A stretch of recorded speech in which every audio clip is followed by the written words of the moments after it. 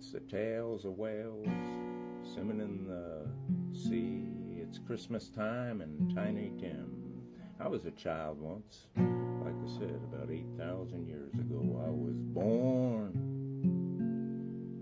on a boat of reeds, contained hermetically sealed in a mayonnaise jar on the back porch of Funkin' Wagnall's dictionary home, and in a manger, floating out to sea. 2 looks in the sea, and I got lost somewhere, and where was it? I can't remember rightly, but the universe of a different past and a distant future. And I was going to tell you the story about Einstein when he passed away. Yeah, Einstein dies. Well, of course he went to heaven. Where is heaven? I'll get into that story later. You want to know when Christmas Day really is? It's in the spring. So don't me be saying anything about that, because we will all be forlorn if we really knew the truth. Like you say, you can lead a human to knowledge, but you can't make them think. How many times, every time and another time, everything's been twisted and messed around with to keep us contained. Anyway, Einstein went to that mythical place in heaven, and he was informed by the Almighty that his room was not ready yet. You mean Einstein was special and he had a special room? Well, I hope you won't mind there, Albert. We're very sorry, but we're going to have to put you up in the dormitory with the other people that made it through the swinging gate that goes both ways from heaven to Hades and back. Yeah, Einstein says, that's perfectly fine. I don't mind. I'm just an ordinary guy and no need to make a big fuss about me. So he's led into the dormitory, and Einstein is introduced to all the current residents. Well, here's your first roommate. He has an IQ of 180. Why, that's splendid, says Einstein with his hair popped up all over the place, and we can discuss literature. And then he was introduced to his second roommate, and she had an IQ of 150. What fun, exclaims Einstein. We can discuss mathematics. And then he met the third roommate. His IQ was 100. Jolly good, exclaims Albert. We can discuss the latest plays, shows, and theater and songs.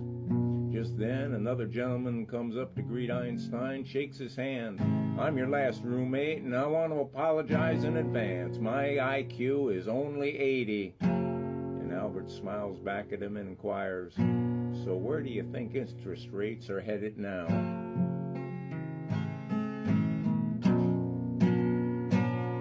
And now, for the rest of the something or other there, I think I got ahead of myself. The universe of the distant past, the universe of the distant past. Mother Earth and Father Sky, you can't deny denial, not a river. Of flying saucers and orbs in the sky. The galaxies are perfect, and the UFOs and NASA knows as they pop through, and outside another dark hole, the universe of distant futures is yet to be untold, or it's kept a secret from us, no doubt. 3-letter agencies and the Fed, that's what it's all about. Fantastic borders yet to behold. The universe of different past, Mother Earth and Father Sky, they can't deny, 'cause denial's not a river there in Egypt. Flying saucers, orbs of light, imperfect galaxies to behold, UFOs to the dark holes, universe of distant futures and yet to see, past and futures yet untold, high soaring wondrous mysteries, waxing wings melting to the sun, fantastic borders yet behold, alien dreams of mysterious times, cross-dimension riding cosmic tides, secrets being all revealed as stars and planets and cosmic comets collide, UFOs through dark holes, universe of distant futures yet untold, high soaring and wondrous mysteries, waxing wings melt into the sky, fantastic borders yet to deny or to behold.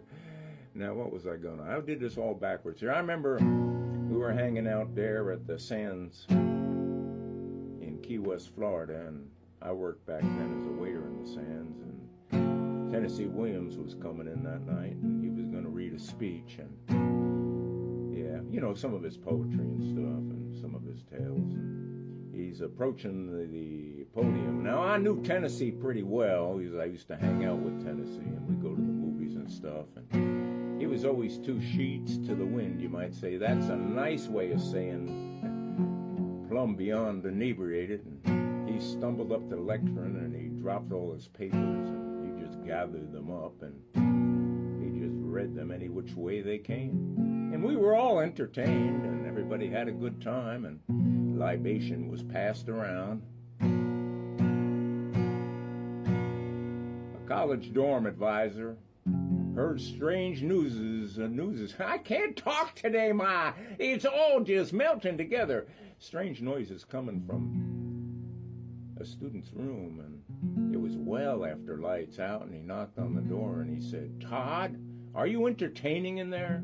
And from behind the door, Todd answered, "Just a second, I'll ask her." Now, on the first day of school, a gym teacher tells his students that he's a big Giants fan. Then he asks the students to raise their hands if they too are Giants fans. And yes, everybody raises their hands except for one guy who said, "I'm a Kansas City Chiefs fan." And the teacher asks, "Then why are you a Kansas City Chiefs fan?" And he replies by saying, "My mama and my papa are Kansas City Chiefs fans." "Well," said the teacher, "what if your mama and your papa were idiots? Then what would you be?" The guy smiled and said, "Then I'd be a Giants fan."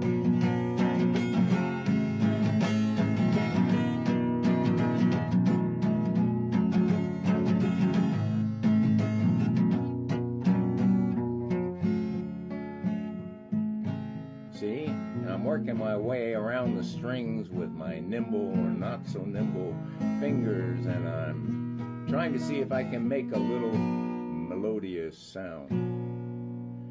You're listening to the Hairman on WRPI Troy, the Upstate Underground. I hope, well, whatever it is, we'll hope. Well, let's hope that we still have hope.